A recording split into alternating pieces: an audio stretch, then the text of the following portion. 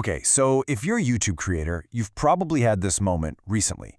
You log into your studio dashboard, you go to upload your captions like you always do, and wait a minute, something's different. Something's missing.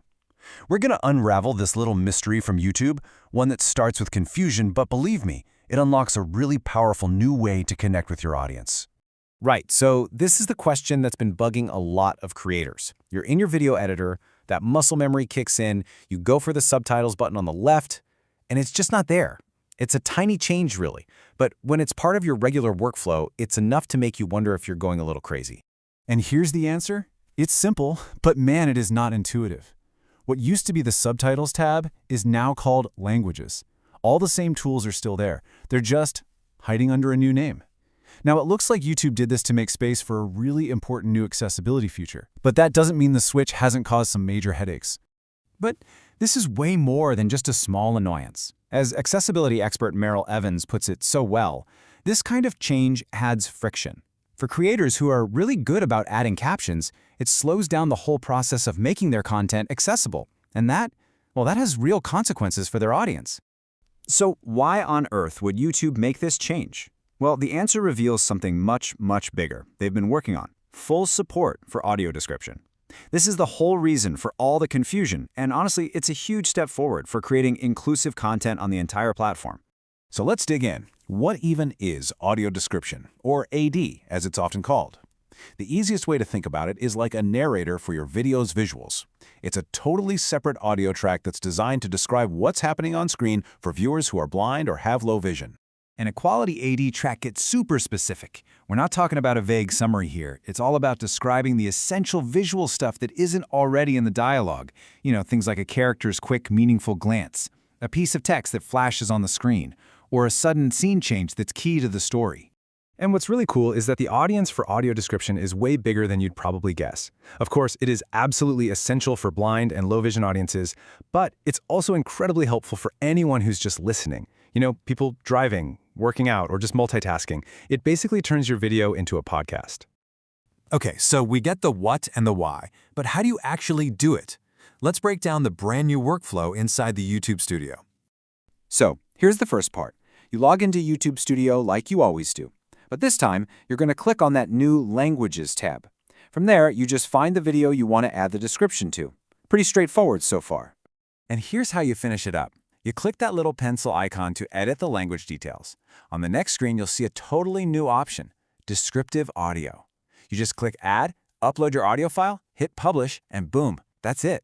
Your video now is a complete audio description track. Whoa, hold on. Before you run off to record your audio, there are some super important limitations you have to know about. First, when a viewer turns on the AD track, it completely replaces the original audio. It doesn't mix with it. Second, you can't edit or trim this file inside YouTube, so it has to be perfect before you upload. And that means, and this is the big one, the audio file has to be the exact same length as your video, down to the frame. This part is absolutely key. Knowing the technical steps, that's one thing.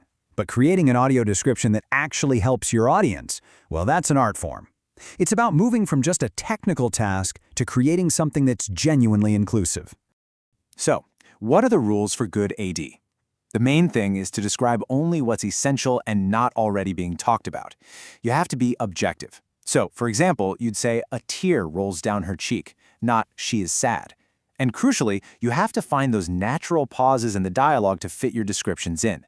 It's a real balancing act between giving enough information but not overwhelming the listener.